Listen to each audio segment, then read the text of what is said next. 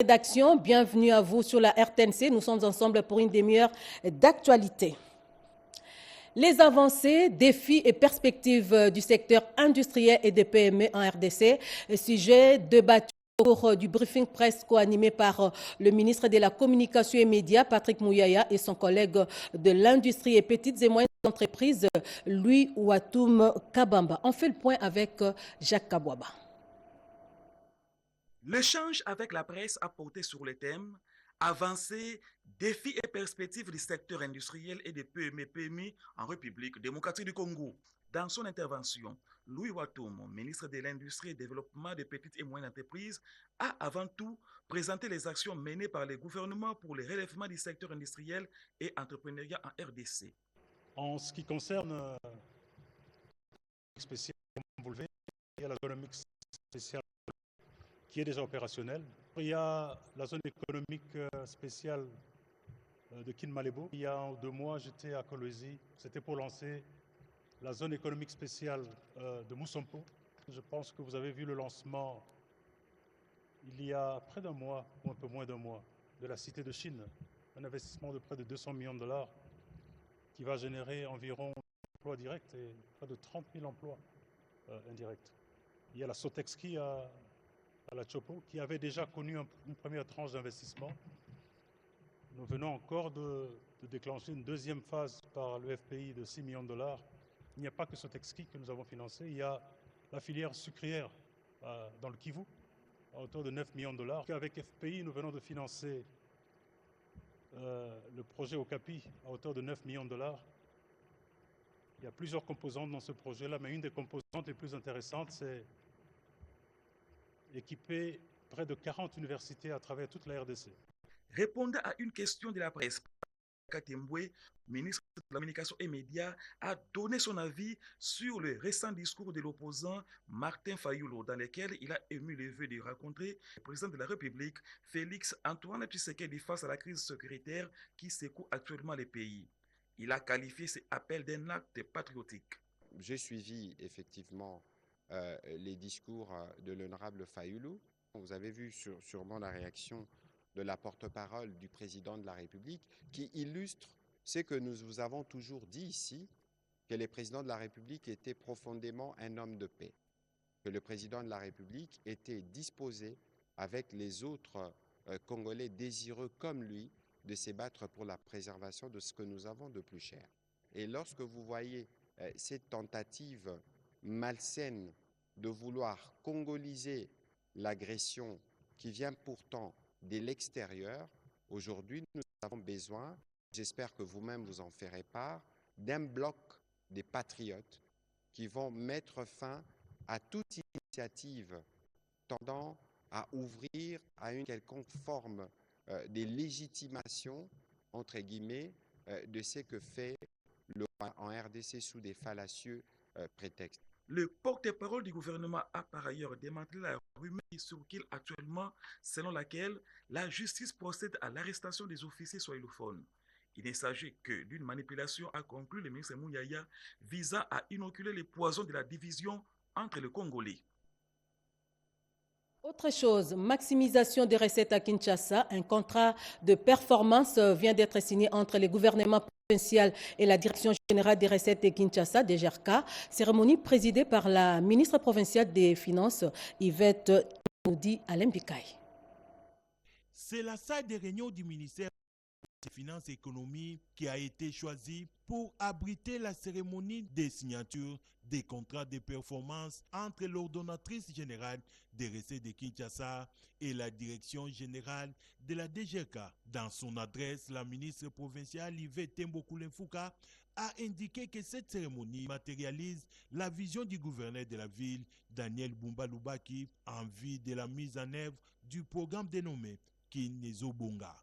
Ce contrat de performance montre la volonté du gouvernement provincial de toujours progresser en donnant le meilleur de nous-mêmes pour atteindre des objectifs communs.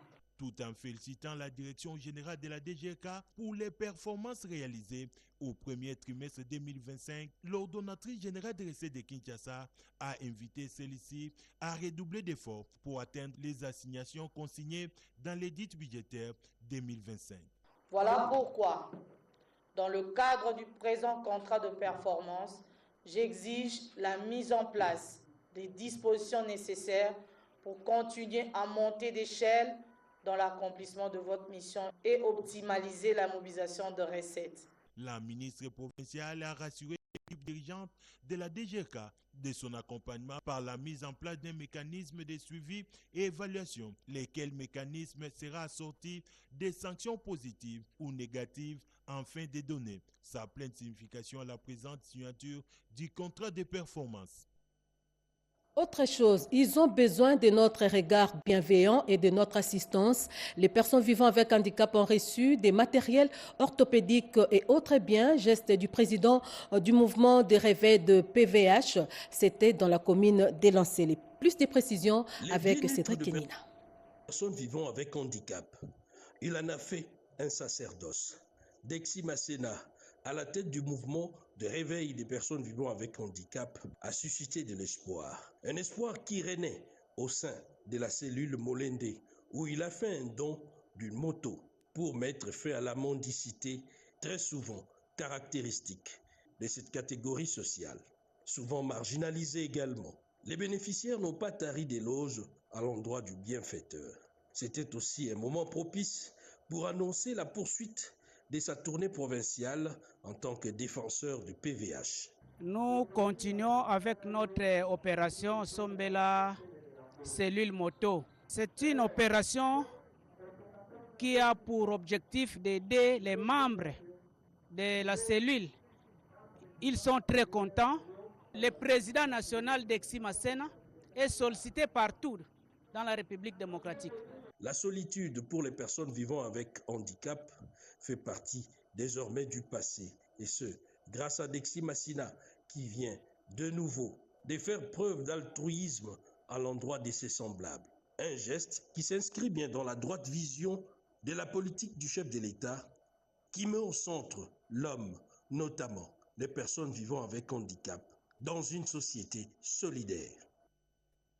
Les jeunes de l'UDPS continuent de faire les lobbying pour le retour d'une paix durable dans l'Est du pays. Ils sont allés déposer un mémo à l'ambassade d'Afrique du Sud. Chimène Dondo, commentaire.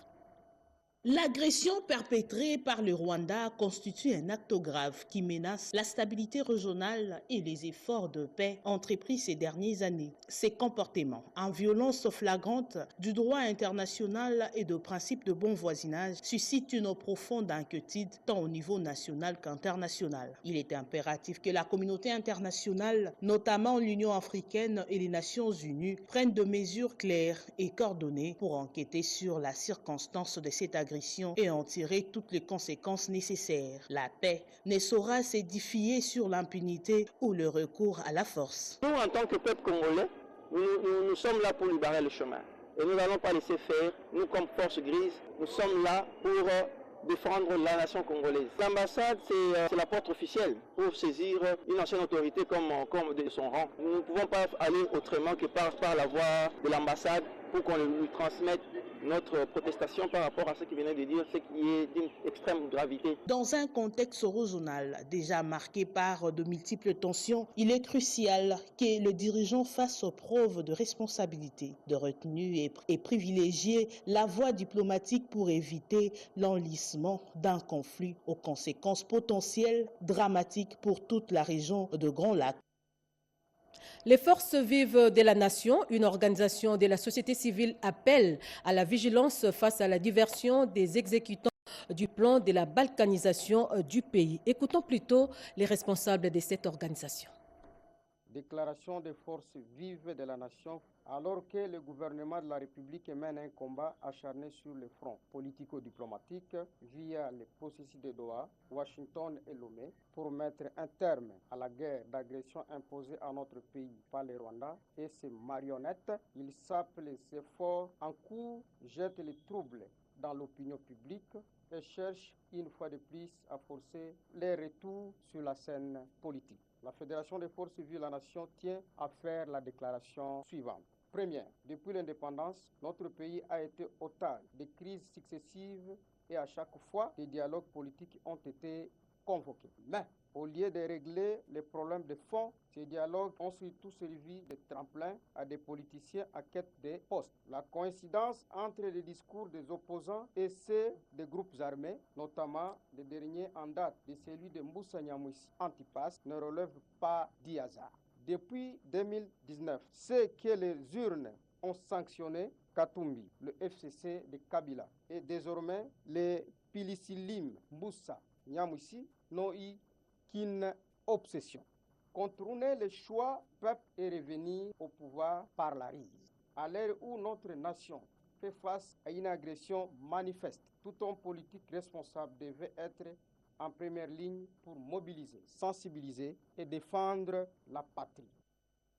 On va se rendre en province, plus précisément dans le Haut-Uélé pour parler du contrôle parlementaire. Le ministre provincial de l'Éducation et des Mines a reçu une série de recommandations pour une gestion axée sur les résultats. C'était à l'issue de la question orale avec débat, lui adressée par l'honorable Bismick Boélé. Nathalie Mboula, reportage.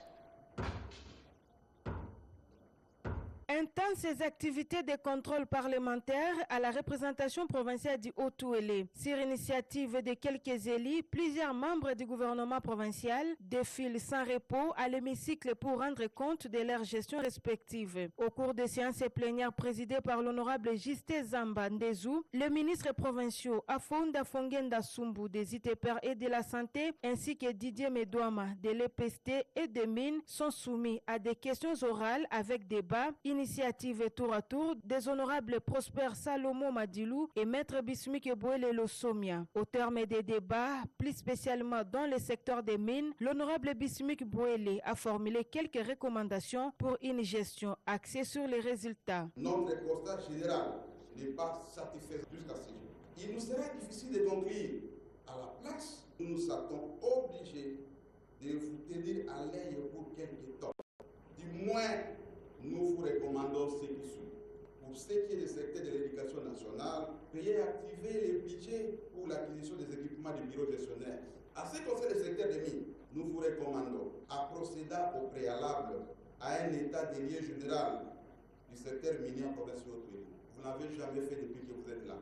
La désolation de tous ces représentants du peuple du Haut-Uélé, réunis en cette table de la démocratie, a trait de constater et d'apprendre comment un secteur vital aussi que le ministère des Mines pour notre province et a-t-il d'être traité avec légèreté. Signalons qu'au cours de cette plénière, il a été aussi voté et adopté les 10 modifiants et complétant celui portant nomenclature des actes générateurs des recettes de la taxe conventionnelle pour la reconstruction de la province. Autre chose, retranchés jusqu'à leur dernier retranchement, les miliciens qui opèrent dans l'Ituri se sont réfugiés dans certains camps des déplacés. L'armée a intensifié ses opérations de nettoyage sur les littorales du lac Albert pour y mettre fin. On fait le point avec Erika Semouissi de la RTNC Ituri. Lors des différentes opérations menées par l'armée au littoral du lac Albert ces jours, une dizaine de miliciens appartenant à la CRP de Thomas Lubanga ont été neutralisés et d'autres par contre se sont retranchés dans les sites de déplacés de Nyamoussassi, affirme le lieutenant Jules Ngongo Chikoudi, porte-parole du commandant des opérations et gouvernant militaire de l'Ituri. De Nyamamba, Café, Jo, Gobi, Bui, où ces miliciens étaient visibles. À ce moment où nous vous parlons, ils ont été terrifiés par les forces armées et ils se sont réfugiés dans le cas de Nyamoussassi. Nous travaillons avec professionnalisme pour dénicher tous ces hors-la-loi. Nous avons récupéré les armes de guerre depuis que nous avons commencé. 14 éléments de CRP ont été neutralisés et 4 ont été capturés. Après cette frappe, l'armée invite ses miliciens à déposer les armes. La terre de l'Ituri ne doit pas être un terrain des affrontements entre les Ituriens. Et donc, il est grand temps que la CRP abandonne cette entreprise criminelle pour qu'ils puissent avoir la vie sauve. Au nom du gouverneur militaire, le lieutenant-général Luboya, commandant des opérations, nous saluons ce courage de la population qui se désolidarise du jour au lendemain, qui n'a rien à voir si ce n'est pas créer encore de victimes au sein de la population iturienne. Des opérations en cours dans la chefferie de Bahema-Banyuagui sont menées actuellement par l'armée congolaise et d'autres sont en cours de planification avec l'armée ougandaise et UPDF. Des milices CRP qui ont attaqué les autodéfenses.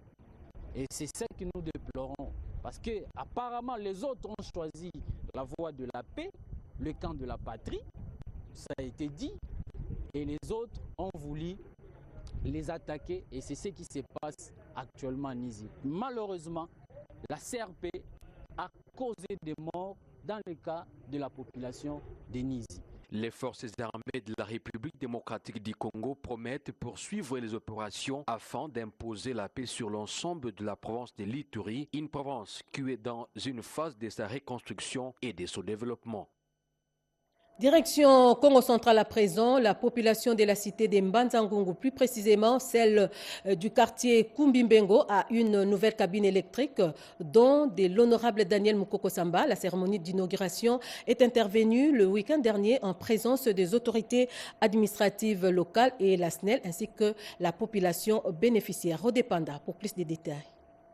C'est une démarche symbolique et concrète d'engagement envers ses compatriotes. Daniel Mukoko Samba, député élu de la ville de Mbanzangungu en 2023, a procédé le samedi 31 mai à la remise officielle d'une cabine électrique neuve de 630 kVA au quartier Kumbimbengu. Ces dons personnels marquent une étape importante dans l'amélioration des conditions de vie des habitants de ces quartiers longtemps demeurés dans le noir. Il sera éclairé en vue d'éradiquer la criminalité nocturne. Et c'est là au grand bonheur de la population. Après la coupure du ruban symbolique, dans une ambiance empreinte de joie et de gratitude, la cabine a été mise en service, suivie d'un rituel ancestral qui a consacré cette inauguration. Nombreux acteurs locaux, notamment l'administrateur du territoire, l'honorable Efremi Ntsumbu, les acteurs du parti politique Union congolaise UCO, dont Mme Irmine Mukoko, ainsi que plusieurs autres invités, étaient de la partie. Ce geste posé par Daniel Mukoko Samba s'inscrit dans le cadre de la réalisation d'une promesse faite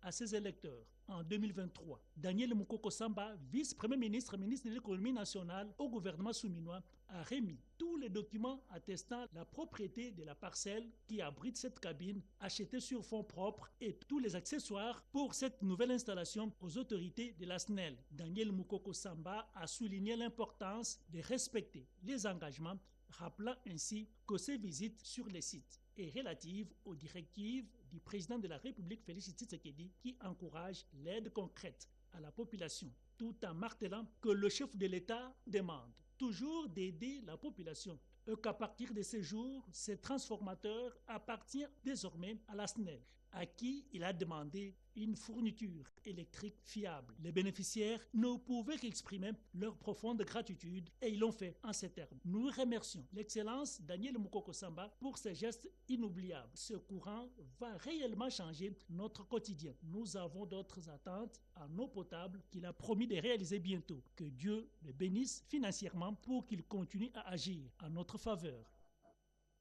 On reste dans le Congo central, cette fois pour vous dire que l'Université Congo vient de se doter d'un bâtiment flambant neuf. Cet édifice va abriter l'école doctorale et c'est le PCA de cette université, le professeur Daniel Mukoko Samba, qui a présidé la cérémonie inaugurale. Une fois de plus, Rodépanda. L'Université Congo UK compte désormais en son sein une école doctorale. Le bâtiment qui va abriter cette école a été inauguré ce samedi 31 mai 2025 par le vice-premier ministre, ministre de l'économie, le professeur Mukoko Samba Mbanzangungu, en sa qualité de président du conseil d'administration de cette université. C'était en présence de l'administrateur du territoire de Mbanzangungu, Willy Makumbani, ainsi que des différentes personnalités et notables de cette entité administrative. Ce bâtiment, construit selon le standard international, comprend 3 grandes salles d'auditoire, un bureau et des installations sanitaires. La première promotion de cette école doctorale que dirige le professeur Fouelei Dianguitou compte 46 apprenants. Le recteur de l'Université Congo, le professeur Germain Kounamaba, a eu des mots justes pour exprimer la reconnaissance de toute la communauté de l'Université Congo envers le professeur Daniel Mukoko Samba pour ses nombreuses et bonnes initiatives en faveur de cette université. Les lancements officiels des épreuves hors session de l'examen d'État édition 2025 ont eu lieu hier à travers toute la République, révivant en images ce qu'a été cette première journée dans les provinces du Sud Ubangi et Lomami. Dans sa prise de parole, l'inspectrice principale provinciale Jeanne Massika a, après avoir rendu les hommages au chef de l'État Félix-Antoine Tshisekedi Tshilombo, recommandé aux intervenants un travail objectif dans les limites fixées par les instructions, sachant que toute antivaleur, de quelque nature que ce soit, n'épargnera pas son auteur à des sanctions très sévères. Prenant la parole, le prophète de Charles Lobo Mikobi a témoigné sa gratitude envers le ministre de l'Éducation nationale et Nouvelle Citoyenneté, Raissa Malou, qui ne cesse de témoigner son soutien au chef de l'État en matérialisant et en rendant effectives les dates phares de passation de toutes ces épreuves certificatives. Le gouverneur de province Iron Van Kalombo, qui a pris parole en dernière position pour lancer officiellement ces épreuves, a avant tout rendu les vibrants hommages au chef de l'État, Félix-Antoine Tshisekedi Tshilombo, qui, en dépit de son engagement pour restaurer la paix à l'est du pays, a rendu possible l'effectivité de la passation de ces épreuves sur l'étendue de la République. Le chef de l'exécutif provincial a souligné que la rigueur, l'impartialité et la transparence dans le déroulement de ces épreuves doivent être les maîtres mots pour cette édition. Il a invité tous les intervenants, chacun en ce qui les concerne, de travailler avec un sens élevé de patriotisme en évitant toutes sortes d'antivaleurs et d'autres pratiques rétrogrades qui ne resteront pas impunies en cas de récidive. Signalons que la province éducationnelle Lomami 1 organise 66 centres d'examen d'État qui regorge 16 400 candidats inscrits indécis, dont 7 700 filles, soit 42,9% pour les 2 cycles. Comme partout ailleurs, dans la province du Subangui, les épreuves hors session des examens d'État édition 2025 ont débuté ce lundi 2 juin 2025.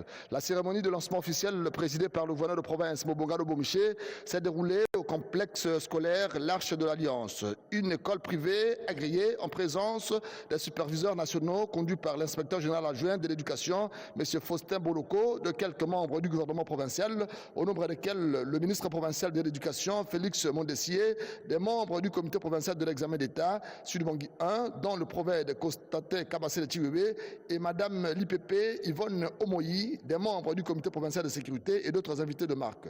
Prenant la parole pour la circonstance, Madame l'IPP a d'abord rappelé l'historique de l'examen d'État qui a été institué en 1967, avant d'ajouter que pour cette édition, 14 169 candidats, dont 5 202 filles sont attendues. La province éducationnelle d'ici Lubangui 1 organise 40 centres. Elle s'attend à recevoir 14 169 candidats du cycle long, dont 5 202 filles et 641 candidats du cycle court. Pour le prophète Constantin Kabassé, l'examen d'État est un tout dont les épreuves hors session sont une partie. Aussi s'est-il appesanti sur le mode opératoire de ces épreuves. Avant de lancer officiellement ces épreuves, le gouverneur de province a exhorté les candidats à bannir la peur et à bien travailler. Il n'a pas oublié de les bénir. Mais en tant que pasteur, comme l'a dit le protocole, je vous bénis. Je vous bénis. Il s'en a suivi l'ouverture des malles contenant les cahiers d'items devant témoins des élèves et la remise au chef des centres ainsi que la visite de quelques salles d'examen. Un mot de sport dans ce journal avec du tennis. Poursuite, préparation des léopards messieurs et tennis au complexe Oasis de Kinshasa en prévision de leur participation au tournoi africain du groupe 4 de Davis Cup prévu à Luanda, en Angola du 9 au 14 juin prochain. Josué Lelo et Christian Mouanakayembe. Reportage. La préparation des léopards tennis pour la prochaine compétition africaine se poursuit sur la surface rapide des installations du complexe Oasis de Kinshasa dans le cadre de leur participation au tournoi du groupe 4 africain de la Davis Cup. William Bouchamouka, Christian Saïdi, Arnold Ikondo, Sarman Kouloufa et les jeunes en provenance de Goma tels que Moïse Koumassessa sont sous la supervision du capitaine et coach Pavé Bokata qui note le bon niveau de ses athlètes. Le niveau est bon, je peux même dire que c'est élevé parce qu'il y a Saïdi qui vient de faire les compétitions en Afrique du Sud, il y a Arnold Ikondo qui vient de faire les compétitions à Brazzaville et puis William l'était accompagné avec Venise. Donc je pense qu'on a vraiment les joueurs qui sont compétitifs, donc ils vont bien défendre les maillots de la RDC. On part pour monter à la zone supérieure. Et en pris part à Kigali et s'attendant à une participation majuscule à Luanda, l'ambition de la RDC reste d'atteindre un nouveau palier, la zone 3. Pour rappel, lors de l'édition dernière, les Léopards se sont heurtés à des Lions de la Teranga du Sénégal saillants. Cette fois-ci, tout passe par une réussite dans le groupe 4, devant l'Angola pays hôte, Côte d'Ivoire, Burundi, Gabon, Ghana et île Maurice, pour tenter de décrocher l'un des tickets qualificatifs pour la zone 3. Place à présent à la lecture des journaux parus ce matin dans la capitale, dans une sélection et commentaire de Jean-Pierre Ndolo Demazou.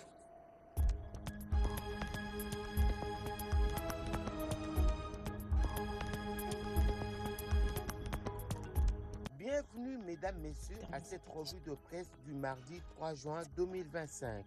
Vers un sursaut républicain, Tshisekedi répond à l'appel de Fayoulou pour sauver la nation. Titre info 27.cd. Un échange désormais possible entre deux grandes voix du patriotisme congolais. Le président Tshisekedi a répondu avec hauteur à l'appel lancé par Martin Fayoulou en faveur d'une unité nationale face à la désintégration du pays. Loin des clivages politiques, ce moment marque peut-être l'émergence d'un nouveau souffle républicain centré non sur des hommes, mais sur l'idéal de la République. Pour la première fois depuis plus d'une décennie de confrontation politique, Martin Fayoulou et Félix Tshisekedi s'accordent sur l'essentiel, sauver la République.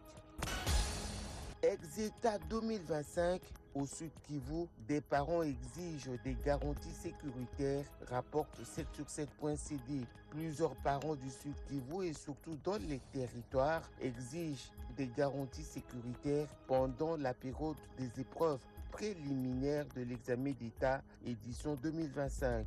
Occupé par les rebelles de l'AFC M23, le Sud Kivu enregistre des affrontements réguliers dans certains territoires entre les rebelles et les éléments Ouazalendo, situation qui risque de perturber la bonne passation de ces épreuves. Ces parents d'élèves finalistes plaident pour un cessez-le-feu pendant la période des épreuves.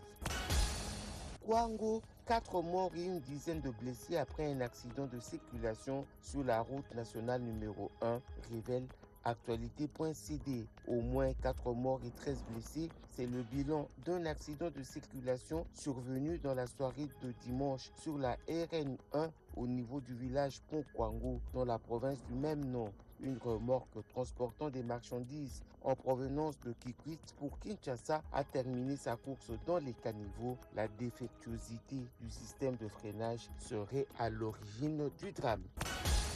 Constant Moutamba convoqué ce mardi au parquet général près la cour de cassation, annonce Mediacongo.net. Le ministre de la Justice, Constant Moutamba, est attendu au parquet général près la cour de cassation ce mardi 3 juin 2025, indique l'invitation lui adressée le lundi 2 juin. Cette convocation intervient après l'autorisation par l'Assemblée nationale de l'instruction judiciaire à son encontre en lien avec un dossier de détournement présumé de fonds de la construction d'une prison centrale à Kisangani, chef-lieu de la province de la Tchoup.